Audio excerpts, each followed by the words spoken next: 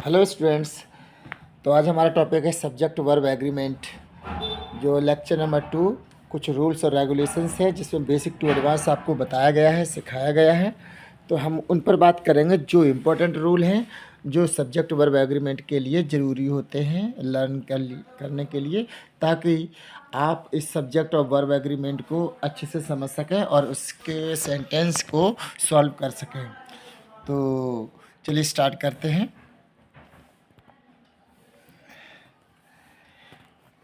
तो subject and verb must agree with number, यानी कि स्टार्टिंग में हमने आपको क्या बताया है, सिर्फ सिंगुलर सब्जेक्ट सिंगुलर वर्ब, यानी कि अगर एक वचन का सब्जेक्ट होगा, एक वचन का सब्जेक्ट होगा तो एक वचन की वर्ब आएगी। जैसे ही एक वचन होता है तो ही के साथ एज आएगा। अब जैसे यू है, यू प्लूरल है तो इसके साथ आर आएगा। तो इस टाइप का ये बताया गया है इसमें। तो singular subject singular verb, plural subject plural verb, बहुवचन सब्जेक्ट के साथ बहुवचन की क्रिया आएगी। अब जैसे यहाँ लिखा है काव, काव सिंगुलर है तो ईट्स सिंगुलर, ये प्रेजेंट इंडेफिनिट टेंस में ऐसा यस आता है, हम पहले ही पढ़ चुके हैं इन चीज़ों को। डक्स, डक्स ज़्यादा हैं तो प्लूरल हो गया, तो इसीलिए क्वैक, क्वैक माने जैसे वो चिल्लाती है, क्वैक क्वैक करके आगे बढ़ती हैं तो उनकी आवाज़ है। और hints, subject verb singular subject verb have an S या एस, हम ये पहले से ही जान सकते हैं। तो singular yes the verb has S, तो और सिंगुलर नो तो the S has to go. इस पर आप ध्यान ना भी दें तो कोई नहीं, आप ये मान चलिए कि टेंस जैसे ही अगर आपको तैयार हैं तो आप सब्जेक्ट वर्ब एग्रीमेंट को अच्छे से सॉल्व कर सकते हैं। तो बाकी हम आगे चलते हैं। तो अभी यहाँ है, तो इसमें हम क्या सीखेंगे कि don't get confused by words to come between the subject and verb. ये कहते हैं कि आप कंफ्यूज ना हो। क्यों? जब वर्ड शब्द और सब्जेक्ट और वर्ब के बीच में कोई शब्द आता है ना, कोई, चलो कोई दिक्कत नहीं इससे हमें। क्या जैसे ये लिखा है द डिटेक्टिव, डिटेक्टिव मानो कोई, ये इस समय आप इसमें देख सकते हैं जांच पड़ताल कर रहा है तो डिटेक्टिव है, एक इस जासूस है। Who was called to the case, जो केस की जानकारी कर रहा था, इज यूजली वेरी गुड, अच्छा होता है। तो देखो यहाँ पर क्या है, कहता है कि by words that come between subject and verb, तो सब्जेक्ट और वर्ब के बीच में अगर कुछ शब्द आ जाए तो आप कंफ्यूज ना हो। मैं आपको एडजेक्टिव पढ़ा चुका हूँ, तो एडजेक्टिव के बारे में ये बता रहा कि ये इसकी विशेषता है। तो हम इससे कह सकते हैं एडजेक्ट, चूँकि कई वर्ड हैं जैसे कि 1 2 3 4 5 6, तो आपको पता है एडजेक्टिव एक होता है एक वर्ड, लेकिन एडजेक्टिव फ्रेज आपको मैंने पढ़ाया है कि एडजेक्टिव फ्रेज जो होती है वो कई शब्दों को मिलकर विशेषता को बताते हैं, तो उसे एडजेक्टिव फ्रेज कहते हैं। तो यहाँ पर ये जो रेड में लिखा हुआ है ये इसकी विशेषता को बता रहा है। तो detective who was called to case, जो केस को सॉल्व करता है, देखता है, इन्वेस्टिगेट करता है वह, तो इज यूजली वेरी गुड, अक्सर अच्छा होता है, ऐसा बताया। तो ये इसकी विशेषता हो गई।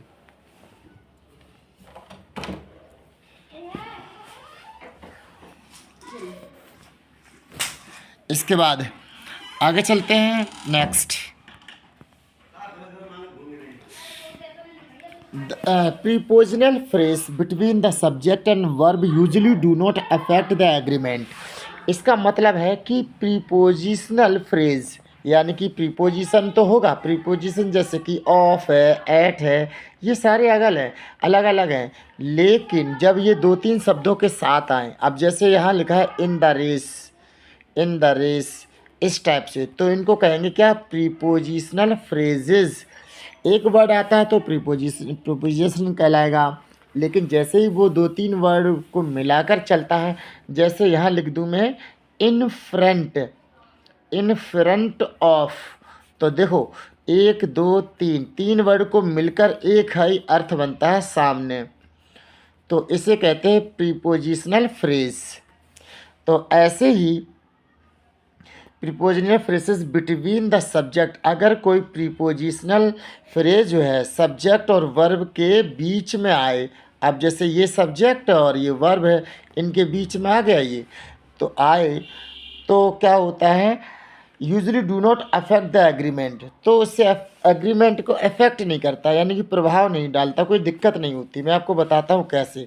The biker in the race, तो रेस के अंदर जो बाइकर होते हैं वो होता है इज वेरी कॉम्पिटिटिव, वो बहुत ही कॉम्पिटिटिव होता है। अब जैसे जैसे आप देख सकते हो, तो इससे कोई दिक्कत नहीं, ये सिर्फ ये बता रहा है कि ये बाइकर रेस में है, तो ये इसकी जगह हो गई बस, लेकिन बाइकर तो एक ही है।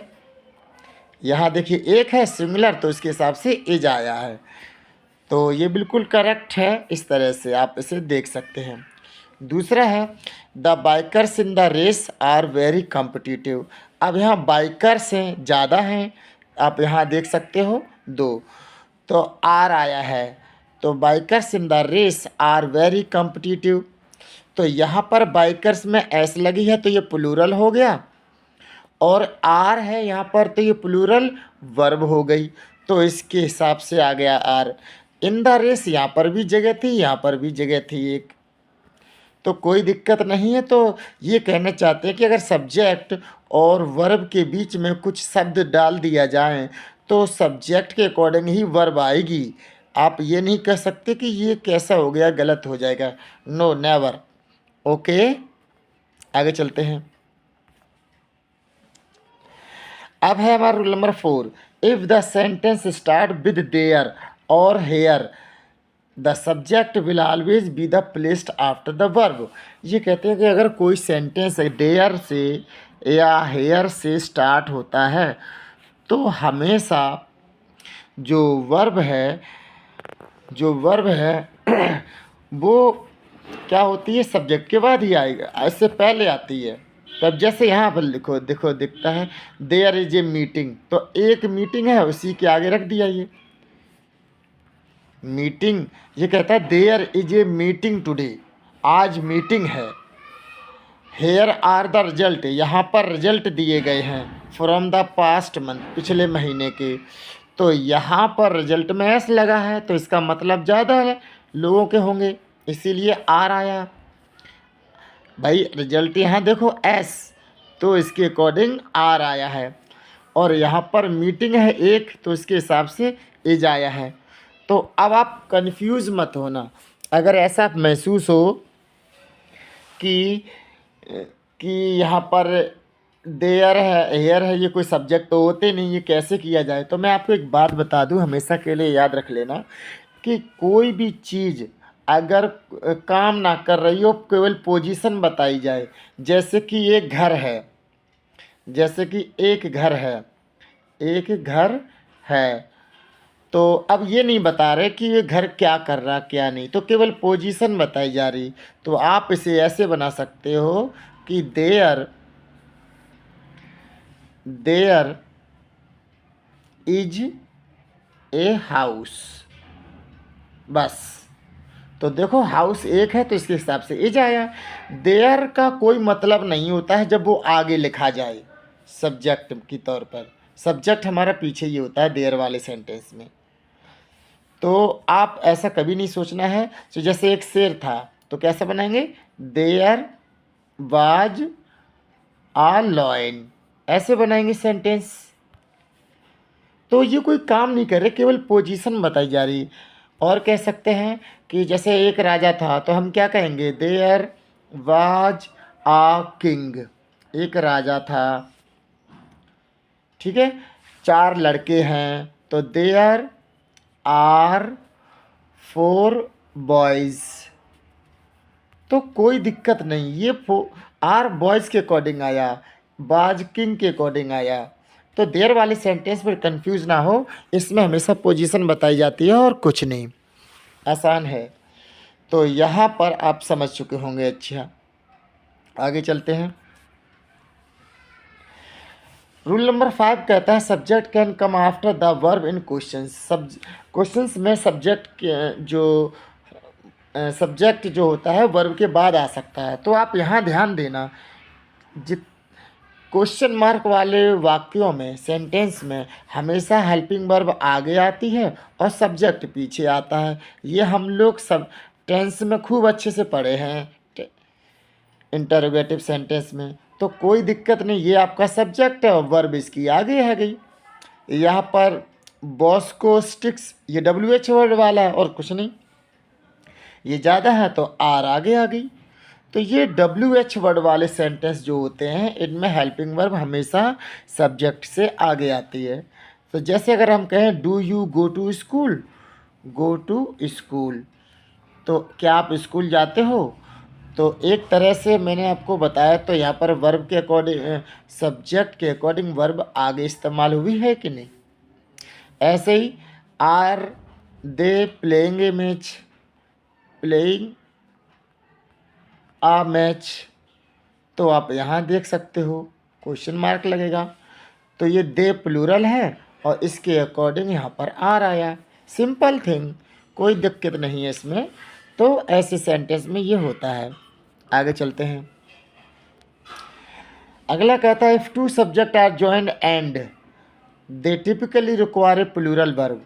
कहने का मतलब ये होता है कि जब दो सब्जेक्ट एक साथ जुड़ें, जैसे अगर मैं ये कहूँ एंड से जुड़ रहे, जैसे राम और श्याम, राम एंड श्याम, ऐसे मान लेते हैं। अब ये दो आदमी हो गए, तो ये दो आदमी प्लूरल होगा कि नहीं, बहुवचन, तो कहेंगे are good friends, good friends. तो ये ऐसे बन जाएगा।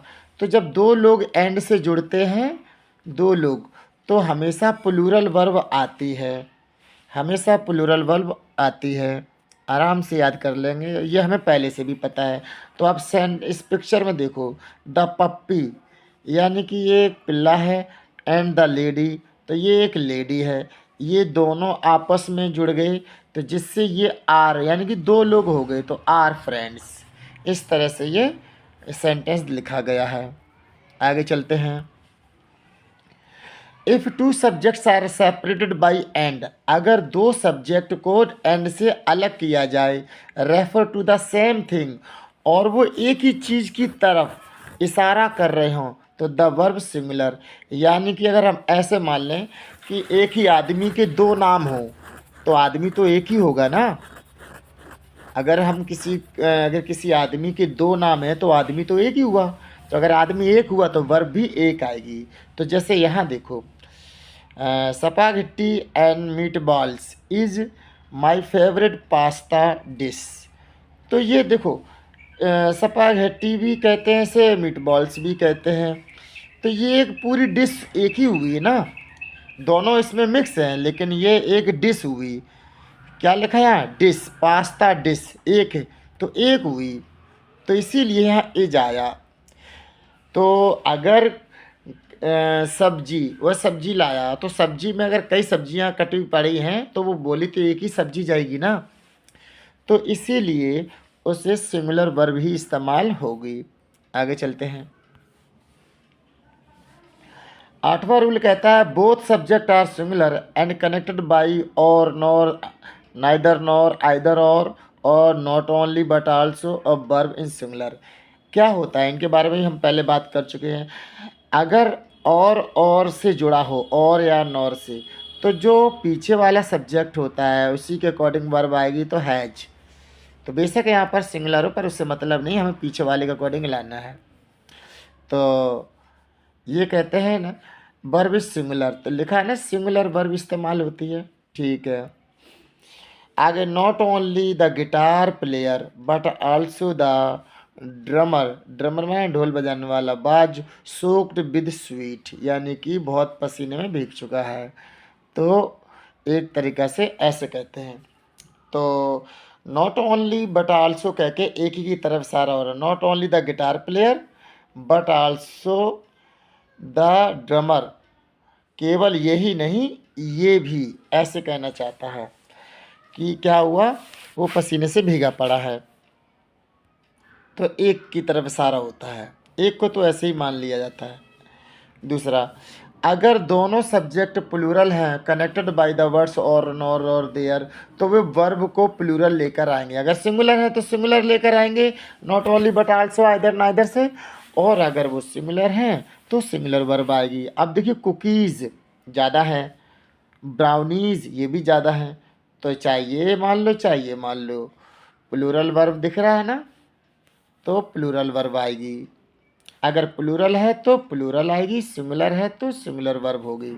बस ये सेम है पॉइंट। आगे चलते हैं। फिर आपका if one subject is similar and one plural and are corrected with words, ये कहते हैं कि एक सब्जेक्ट सिमिलर हो और एक प्लूरल हो और किसी और नॉर आइदर और से नॉट ओनली से जुड़े हुए हों, तो सब्जेक्ट जो होगा वो नियरेस्ट वर्ब के साथ आएगा, यानी कि नियरेस्ट जो वर्ब के साथ। अब जैसे इसमें बताते हैं, आइदर माई सिस्टर्स ये तो प्लूरल है, और माई मॉम हैज, तो नियरेस्ट कौन हुआ, ये, तो यानी कि ये वाला हुआ, तो इसके अकॉर्डिंग आएगी। चाहे आपका ये सिंगुलर हो चाहे प्लूरल, हमें मतलब नहीं, बस ये वाला साथ वाले के साथ ही आती है वर्ब। तो और के और नॉर के बाद वाला, तो माई मॉम है ये सिंगुलर हुआ, तो इसीलिए has sent me A present. अगला है not only Bob but also the Smiths, तो केवल बॉब ही नहीं स्मिथ भी, स्मिथ एक होता तो स्मिथ आता है, लेकिन स्मिथ के ही जाति के और लोग होंगे, तो इसीलिए यहाँ पर वर आएगा, क्योंकि इसके अकॉर्डिंग। आगे 11वां नंबर रूल कहता है units of measurement usually use A singular verb, यानी कि जो भी यूनिट होती हैं मेजरमेंट की, उन सब वो सभी की सभी सिंगुलर वर्ब यूज करती हैं। मेजरमेंट जैसे कि क्वांटिटी के लिए किलो करते हैं, केजी, 10 केजी, 5 केजी, तो ऐसे। और ऐसे अगर हम उसको कपड़े की मेजरमेंट करें तो ये 2 मीटर, 3 मीटर, 4 मीटर, तो सिंगुलर ही होना चाहिए। तो 6 गैलन्स ऑफ पेंट बाज यूज्ड ऑन हाउस, ये कहते हैं 6 गैलन। गैलन एक तरीक़ा से बड़ी सी हो सकती है पेटी टाइप की, जिसमें लिक्विड भरा हो, पेट्रोल डीजल भरा होता है, टंकी टाइप की होती है, उसे गैलन बोलते हैं। जैसे ये देखो गैलन, ये बाल्टी दिख रही है, ये गैलन कह सकते हैं हम इनको। तो ये कहते हैं 6 गैलन ऑफ पेंट बाज यूज्ड ऑन द हाउस, तो यहाँ पर 6 गैलन ऑफ पेंट, पेंट की 6 बाल्टी बाज यूज्ड ऑन द हाउस, घर पर यूज़ की गई हैं। ऐसे ही $5, अब ये क्या है, $5 रुपया हुआ, $5 is too much for a cup of coffee, यानी कि एक कप कॉफ़ी के लिए $5 काफ़ी हैं। तो $5 क्या है, मनी है एक।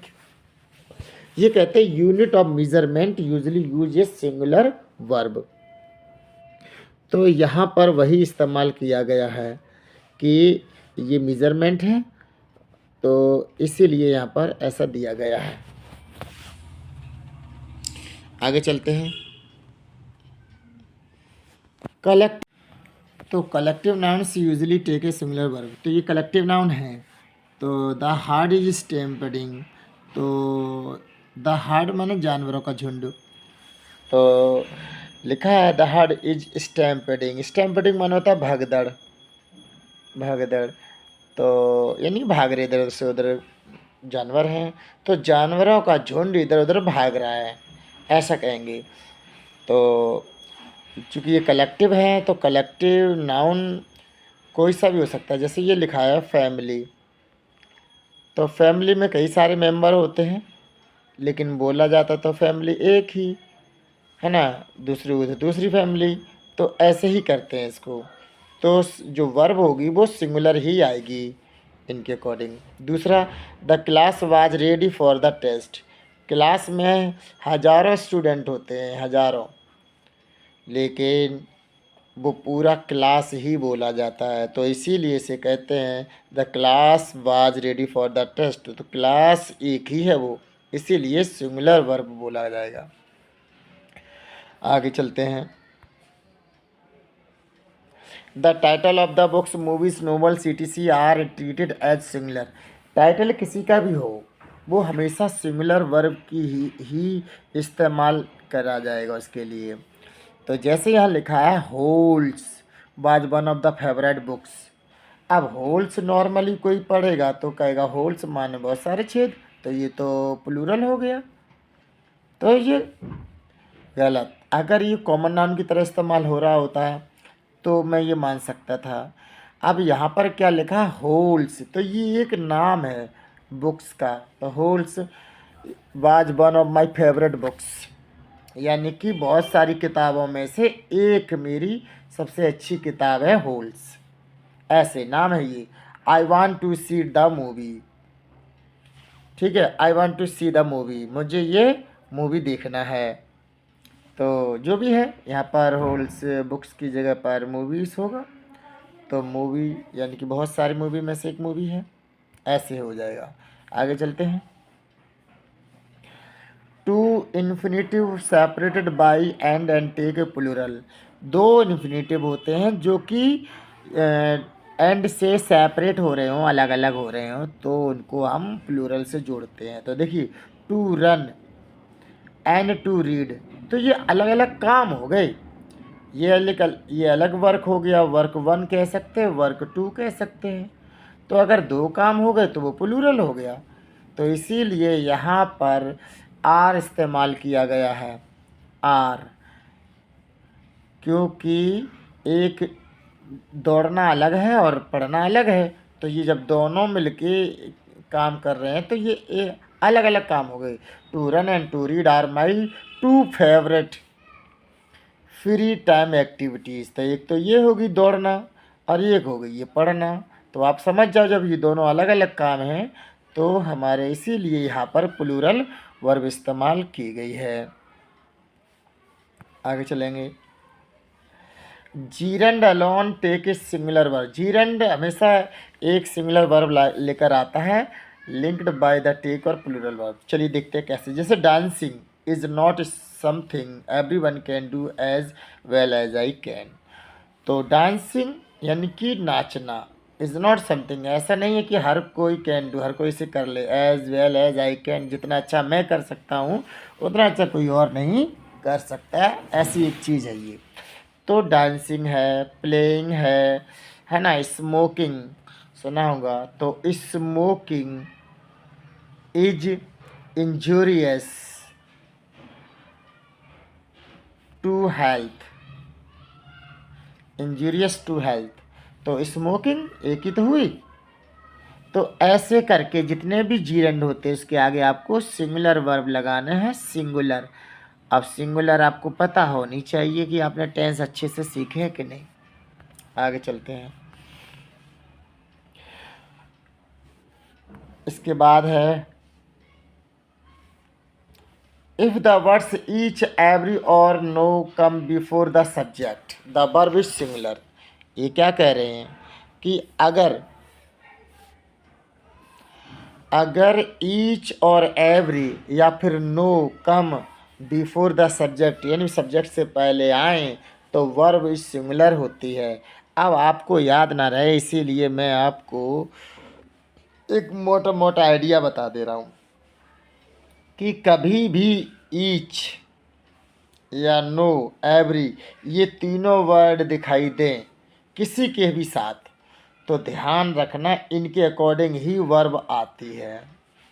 एक बार, हाँ, जैसे यहाँ लिखा है ईच बॉय एंड गर्ल, तो देखो ईच बॉय एंड गर्ल, तो ईच ये दोनों के लिए है, each boy and each girl, एक बार में ईच बॉय एंड गर्ल। अगर ये कहता है each boy and each girl, यहाँ पर भी ईच लगा होता है तो अलग हो जाता, तो दो लोग माने जाते हैं। यहाँ पर ये कह रहा है प्रत्येक लड़का और लड़की घर जा सकते हैं, तो each boy and girl has to take the rest, तो एक बार ईच इस्तेमाल हुआ है तो हमें सिंगुलर ही लाना है। Every frog and toad turns into prince, तो यानी कि हर मेढक और उसका बच्चा जो टोड होता है वो एक राजकुमार बनता है, तो जो भी है तो होता है। तो ये ऐसे दिया है, तो ईच और एवरी पर ध्यान देना, अगर सिंगुलर एक ही बार दिया जाए तो सिंगुलर ही वर्ब आएगी। No paper and pen is required, तो नो पेपर एंड पेन, कोई पेन पेपर रिक्वायर्ड नहीं है, but an apple would be nice, तो ये एक ऐसे बताया गया है, डोंट वरी। आगे चलते हैं। Most indefinite pronoun take singular verb, यानी कि ज़्यादातर इंडेफिनिट प्रोनाउन होते हैं सिंगुलर वर्ब लाते हैं। सही बात है। जैसे देखो समवन यानी कि कोई एक, somebody, something, anyone, anybody, anything, no one, nobody, nothing, everyone, everybody और एवरीथिंग। तो ये क्या होता है, ये सभी के सभी सिंगुलर वर्ब लाते हैं, सिंगुलर वर्ब यानी कि एक वचन की सहायक क्रिया लाते हैं, एक वचन की हेल्पिंग वर्ब बोल सकते हैं। तो देखिए everybody is happy, no one has dine, nothing was going to be done, या जो भी हो। आगे चलेंगे। बोथ, फ्यू, मैनी, अदर्स, ये सबके सब प्लूरल होते हैं। बोथ होता है तो भी बोथ का मतलब होता है कि दो लोग, बोथ के बाद एंड आता है तो मतलब दो लोगों की बात हो रही है, तो ये प्लूरल वर्ब लेकर आएगा, याद रखेंगे। फ्यू, फ्यू माना होता है कुछ, ये काउंटेबल होता है, काउंटेबल, फ्यू काउंटेबल ही होता है। तो जैसे कि कुछ लड़के, कुछ लड़कियां, ऐसे कह सकते हैं। और चाहे आप देखिए फ्यू हो सकता है, फ्यू हो या आ फ्यू हो या द फ्यू हो, इनमें से कोई भी हो, ये सारे के सारे प्लूरल हैं, कहीं भी दिखाई दे तो कम से कम ये दो तो होंगे, एटलीस्ट 2% तो होते ही हैं। और लिटिल, लिटिल, आ लिटिल क्वांटिटी के लिए होता है ये, और द लिटिल ये अनकाउंटेबल होता है, तो ये सिमिलर लेकर आते हैं। तो लिटिल और फ्यू, अगर अकेला फ्यू और लिटिल दिया जाए तो आप समझ जाना ये नेगेटिव है, इनके साथ नॉट नहीं आ सकता कभी भी, क्योंकि ये पहले से ही नेगेटिव होते हैं, ये बात याद रखी जाए।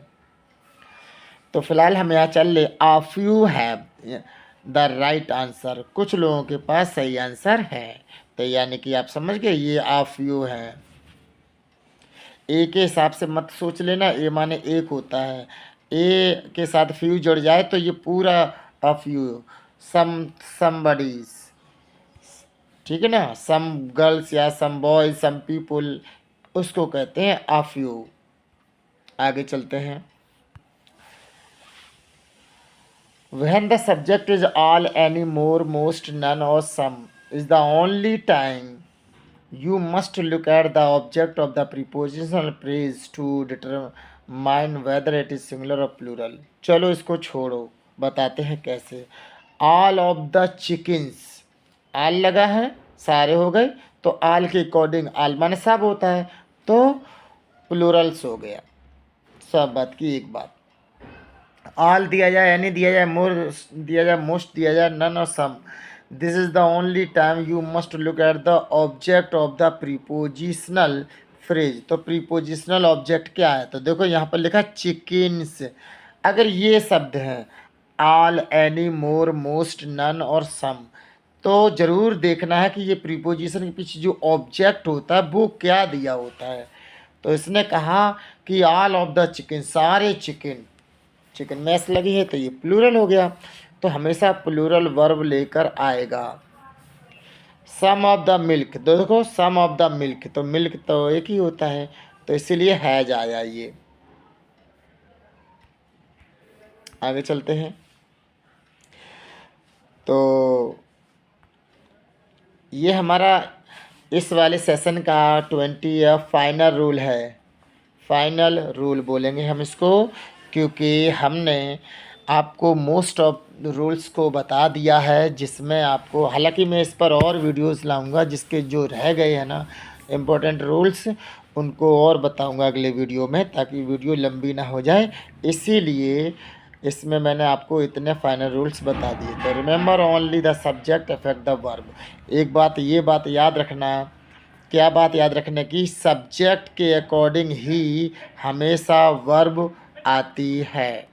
जैसे अगर यहाँ लिखा है ही तो इज सिंगुलर है, अगर हम यहाँ लिख दें यू तो आर ये प्लूरल। तो सब्जेक्ट ही वर्ब को अफेक्ट करता है, ये लास्ट में इम्पोर्टेंट है। और आप लोगों को ये बताइएगा कमेंट करके सेशन कैसा लगा है, और बहुत अच्छे से सीखना है। और सारे जो रूल्स रह गए उनके लिए नेक्स्ट वीडियो में ज़रूर अपलोड करूँगा, ताकि आप ये सब्जेक्ट वर्ब को अच्छे से सीख जाएं। Thank you very much.